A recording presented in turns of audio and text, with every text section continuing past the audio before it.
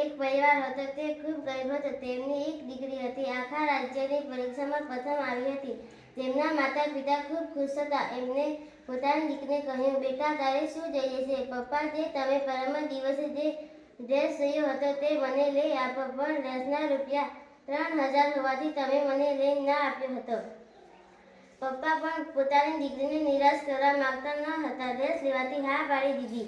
બીજા દિવસે બંગાળમાંથી 27,000 રૂપિયા લાવ્યા અને ડ્રેસના રૂપિયા 3000 હતા. પોતાનું ખૂન વેચીને તેને ડ્રેસ લાવી આપ્યો.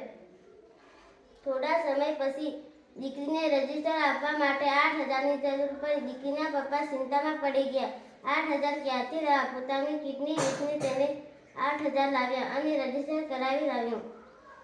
થોડા દિવસથી આના માતા પિતા દીકરીની રાહ જોતા હતા કે મારી દીકરી ડૉક્ટર બનીને આવશે, પણ દીકરીની લાશ આવી હતી, કેમ કે તેને પ્રેમમાં હાકેમ ના મળવાથી તેને આત્મહત્યા કરી લીધી હતી.